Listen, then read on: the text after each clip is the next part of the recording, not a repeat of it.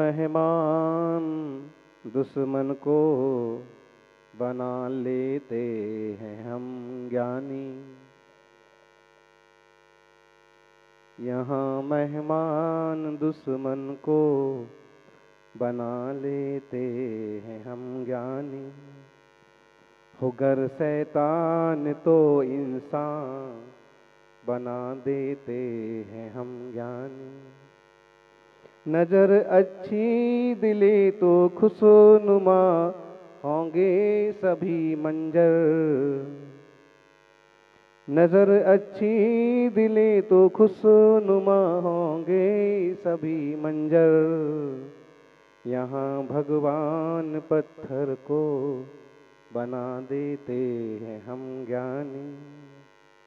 यहाँ भगवान पत्थर को बना देते हैं हम। यानी कहिए भाई, कहिए बंधु, कहिए वो कीमिया होना चाहिए अपने आप में, वो शैली होना चाहिए अपने जीवन में कि कोई किसी भी नजर से देखता है, आपकी नजर साफ सुथरी होना चाहिए। कौन किस ढंग से सोचता है उसका सोचने का तरीका है, कौन किस नजर से देखता है उसका अपना नजरिया है, लेकिन आप किस ढंग से सोचते हैं ये आपकी अपनी महत्ता है, आपकी महानता। इसलिए इस ढंग से सोचिए, इस ढंग से बोलिए, इस ढंग से चलिए कि हम औरों से हटकर के अलग ही दिखें।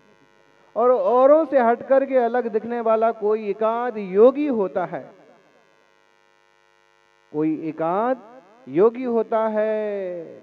भोगी तो राग देश मोह के प्रपंच में उलझ भी जाता है, लेकिन योगी अपने योग बल पर, मन वचन काया की शुद्धि के बल पर, अपने परिणामों के बल पर दूसरों को भी सही रास्ते पर लगाने की ताकत रखता है। आत्मार्थी सज्जनों, दुनिया में बहुत तरह के लोग होते हैं, बुद्धिमान भी होते हैं, मूर्ख भी होते हैं, ज्ञानवान भी होते हैं, अज्ञानी भी होते हैं, धनवान भी होते हैं, गरीब भी होते हैं।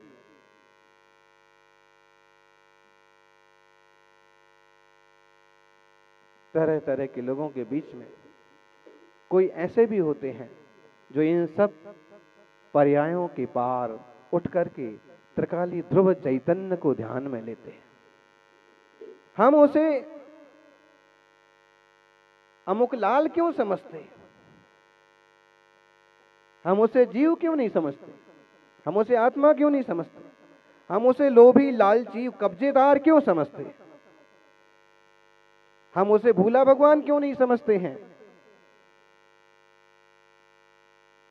हम उसे अहंकारी बदमाश बेईमान क्यों समझते, हम उसे उसकी वर्तमान पर्याय की यह उदयगत योग्यता है ऐसा क्यों नहीं समझते। ज्ञानी ऐसा समझते हैं, मोही वैसा समझते। इसलिए हर हाल में ज्ञानी खुश रहते हैं और उन्हें किसी से शिकायत नहीं होती, और अज्ञानी हमेशा शिकायतों में जीता है। हम यहाँ आए, हम शिकायतें पाल सकते हैं बहुत सारी। शिकायत के ढंग से देखो तो शिकायत ही शिकायत है। ये कोई मंडप होता है क्या? ऐसा बनता है मंडप? ऐसा माइक होता है? मालूम नहीं, हम चतुर्थ पट्टाधीश हैं, बहुत बड़े आचार्य हैं। पांच प्रक्षालन से होता है, लोहे की थाली में एक लोटे से। और शिकायतें करना है तो हजार शिकायतें हो सकती हैं, लेकिन अच्छाइयां देखना है तो घंटे भर में इतना सब कुछ हो सकता है। धन्य है इन सावकों को कि आधे घंटे में भी मुनि संघ के स्वागत की सेवा की इतनी बढ़िया तैयारी कर ली। अच्छाइयां देखने जाओ तो अच्छाइयां दिखेंगी, बुराइयां देखने जाओ तो बुराइयां दिखेंगी। हमारी नजर में अच्छाइयां आना चाहिए, हमारी नजर अच्छी हो, नजारे अच्छे हो जाएंगे। यानी नजर का तो इलाज हो भी सकता है, नजरिए का इलाज नहीं हो सकता। नज़र का इलाज करवा सकते हैं, चश्मा लगा सकते हैं। ये महाराज जी को पास का नहीं दिखता था, चश्मा लगा लिया। वो माता जी को दूर का नहीं दिखता था, चश्मा लगवा लिया। आज इतने दूर का दिखता है कि यहाँ बैठे बैठे भी उनको शेषपुर दिखता है। नजर का तो इलाज संभव है, लेकिन नजरिए का इलाज संभव नहीं है। भौरा होगा, फूलों पर मरड़ाना, वहां से आकर के मकरंद झराना, इससे ज्यादा नहीं जानता होता। मधुमक्खियां होती हैं, उनकी अपनी, सबकी अपनी अपनी मर्यादाएं हैं। जो जिस पर्याय में है वो उस पर्याय में मस्त है। अहो ज्ञान का गोदाम यह आत्मा, जो 3 लोक का ज्ञाता हो सकता है, लोकालोक का ज्ञाता दृष्टा स्वभाव वाला, और आज तुच्छ पर्यायों में ही उलझा हुआ है। बिल्कुल जो उस सांसे में ढला हुआ, बस उससे आगे पीछे का सोचता ही नहीं है। कूप मंडूक, कूप मंडूक समझ में आया? कुएं का मेंढक। कुएं का मेंढक मतलब छोटी सोच कह सकते हो। बहुत लोग मिलेंगे आपको, बस उससे आगे का सोचिए। केवल देह के स्तर पर क्यों सोचते हो? केवल परिवार के स्तर पर क्यों सोचते हो? केवल जाति पंथ संप्रदायता की क्यों सोचते हो? जो अपार संभावना इस आत्मा में है, उस ढंग से क्यों नहीं सोचते हो? और केवल छोटे छोटे रिश्ते क्यों जोड़ते हो? सारे जीवों से चेतना का रिश्ता क्यों नहीं जोड़ते हो? मैत्री भाव का एक रिश्ता क्यों नहीं जोड़ते हो? और जब एक रिश्ता जोड़ते हैं तो हमें कोई पराया नजर नहीं आता।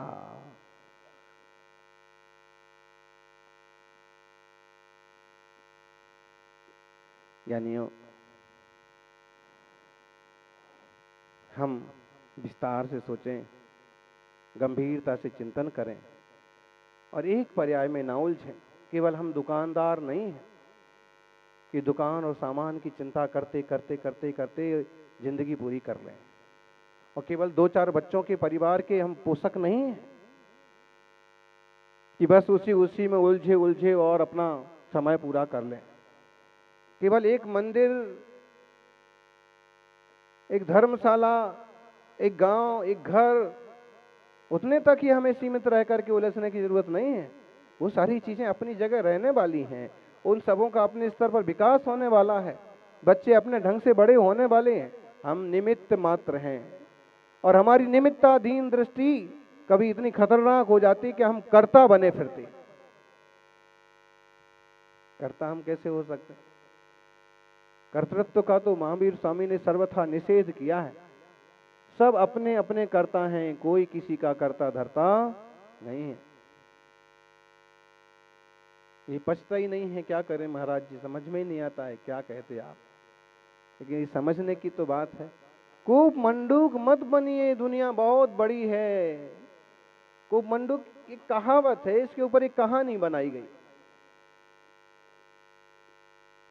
कि हंस पक्षी आया है और तभी कुएं के मेंढक ने छलांग लगा करके बाहर देखा है कि कोई बड़ा सारा पक्षी है। हमने भी पक्षी देखे कहाँ हैं, कितने बड़े बड़े पक्षी होते हैं, कितने बड़े बड़े जानवर होते हैं, कितनी बड़ी बड़ी मछलियां होती हैं। मच्छर 30 टन वजनी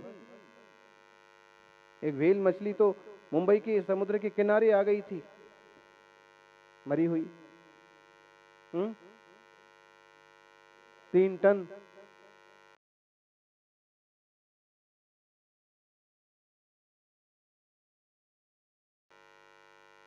आप देखने जरूर गए होंगे।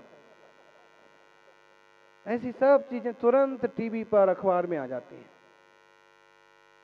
बताइए कितनी बड़ी बड़ी जीव राशि। मेढक ने देखा इतना बड़ा पंछी कहां से आया।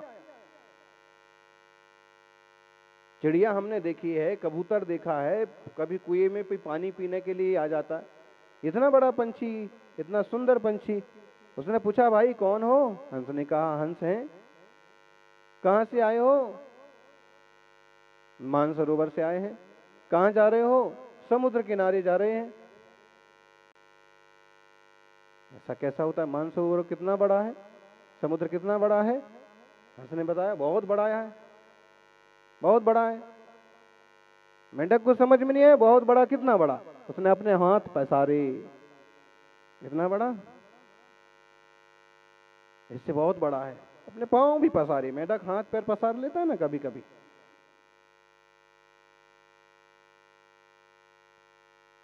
इतना बड़ा, इससे भी बहुत बड़ा है।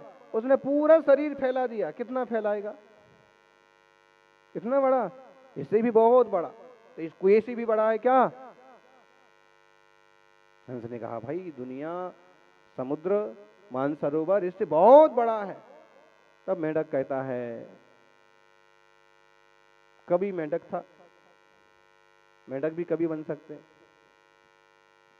मेंढक ने कहा हाथ पसारे, पांव पसारे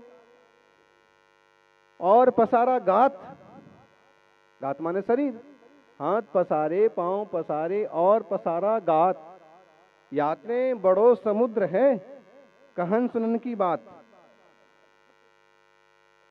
ऐते बड़ो संसार है, कहन सुनन की बात, ये तो कहने सुनने की बात है, ऐसा कोई होता है, इसको इससे बड़ा कुछ नहीं। छोटी छोटी चीजों में उलझा हुआ हमारा जीव इसी ढंग से सोचता है, जबकि बहुत बड़ा है संसार, बहुत बड़ी है दुनिया, बहुत। हम क्या सोचते हैं कि हम बहुत बड़ी जमीन के मालिक हैं, कि हम बहुत बड़े घर के मालिक हैं, लेकिन उससे बड़ा भी तो बहुत कुछ होता है।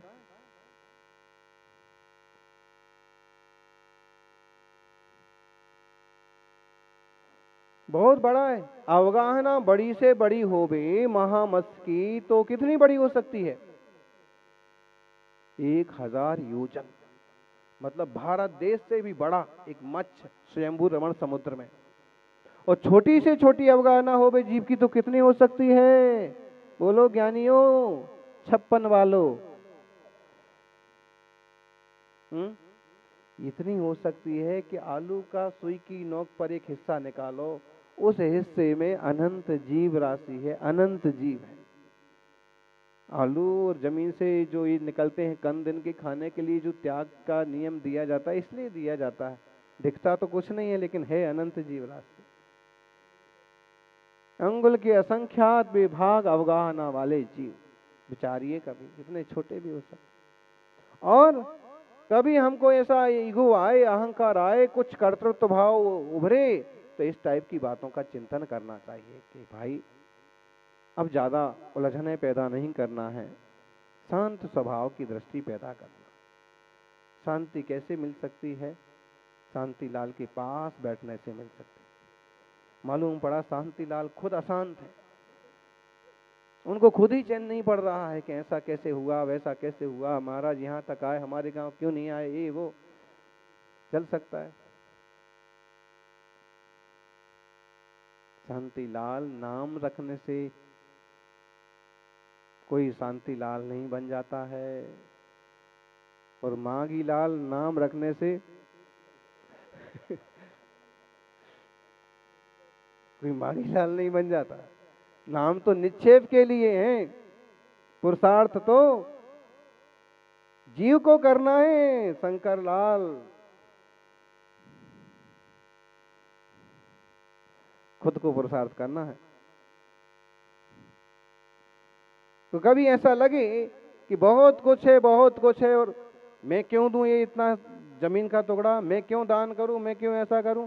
मौका मिलता है तो चौका लगा देना चाहिए, ज्यादा नहीं सोचना चाहिए। एक बड़े सेठिए गुरु महाराज के पास आए और कहने लगे, उनके बारे में लोग बताने लगे, बहुत बड़े सेठ हैं, बहुत बड़े जमींदार हैं, इतनी बड़ी जगह है इनकी, 100 एकड़ तो जमीन फैली हुई है, काफी बड़ी बड़ी बातें फेंकी, इतनी फैक्ट्री, इतनी दुकान, ये वो फलाना ठिकाना। आचार्य महाराज वहीं एटलस पड़ा हुआ था, नक्शे की किताब पड़ी हुई थी। महाराज जी ने कहा, किताब उठाई और कहा कि भाई जरा निकाल के दिखाओ, इसमें तुम्हारा जिला, तुम्हारा गांव, सेठ जी की संपत्ति। खूब खोजा, प्रांत का तक तो नक्शा मिल गया, जिले का, जनपद का भी मिल गया, लेकिन जब वो गांव खोजने गए तो गांव के नाम पर एक काली मक्खी बैठी थी। एक काला बिंदु बना था बस। तो भाई ये हमारा कस्बा है, ये हमारा गांव है। महाराज जी ने कहा ये तुम्हारा गांव है, सेठ जी की जमीन, ये हवेली, ये सब किधर है?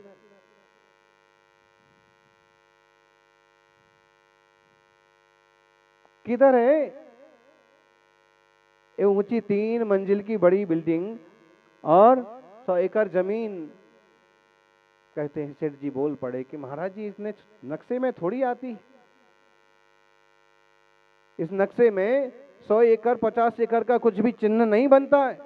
महाराज जी बोले कि जब जिले के नक्शे में ही तुम्हारा चिन्ह नहीं है तो क्यों फिजूल में परेशान होते फिरते हो? सहज रहो ना शांत रहो। इतने जिलों के मालिकों का पता नहीं पड़ता है तो थोड़ी छोटी मोटी चीजों में फिजूल में क्यों दिमाग लड़ाना, क्यों उपयोग उलझाना? अच्छे श्रावक बनो, अपने कर्तव्य करो और उससे आगे बढ़ करके निज चेतना को पहचानो। एयत निश्चय गदो समो सब्बत सुंदरो लोगे, बंद कहा एयत्ते तेण विषम बादनी होती। एकत्व निश्चयगत निज आत्मा ही इस लोक में सबसे सुंदर है। क्या क्या सुंदर लगता है आपको? क्या क्या सुंदर लगता? अपन तो ऐसे लालची जीव है कि जो दिखे सो ही सुंदर लग जाए, जो दिखे उसके ही पीछे दौड़ जाए मन, लेकिन वो कुछ भी आपका होता नहीं है। 150 साल के लिए बांध लो किसी से गांठ, उसके बाद गांठें तो बांधते ही हैं। कोई प्यार में गांठ बांधता है, कोई द्वेष में बांधता है, राग में बांधता है तो भी निभाता है वर्षों बरस, द्वेष में बांधता है तो अरे विचित्र विचित्र लोग। कल हमको बता रहे थे एक मुनीश्री कि यहाँ एक ऐसे इंसान थे कि वो मंदिर में जब भगवान की पालकी निकलती थी, रथ निकलता था तो श्री जी का दर्शन करते थे। मंदिर में कभी सीढ़ी चढ़ के भगवान का दर्शन नहीं करते थे। हमने पूछा कि क्यों? तो बोले उनकी कोई समाज से किसी बात को लेके, कुछ काम को लेके तू तड़ाक हो गई, तो उनने कह दिया कि हमारी बात नहीं मानी गई, आज से हम मंदिर में। देखो ये ज्ञानी की अकल, कितना मूर्ख था। बीतराग जिन बिंब दे दर्शन के लिए भी द्वेष बांध लिया। अरे किसी आदमी से हो गई थी कुछ तू तड़ाका तो समाधान होता तो होता, नहीं तो मध्यस्थ भाव कर लेता। श्री जी ने क्या बिगाड़ा, गुरु जी ने क्या बिगाड़ा? ऐसे बुद्धि जीवों की पड़ी हुई है, ऐसी बुद्धि मिटे, आत्मबुद्धि सच्ची बुद्धि उत्पन्न हो, क्योंकि वह स्वभाव है और स्वभाव की तरफ हम बढ़े। जय बोलिए 24 तीर्थंकर भगवान की।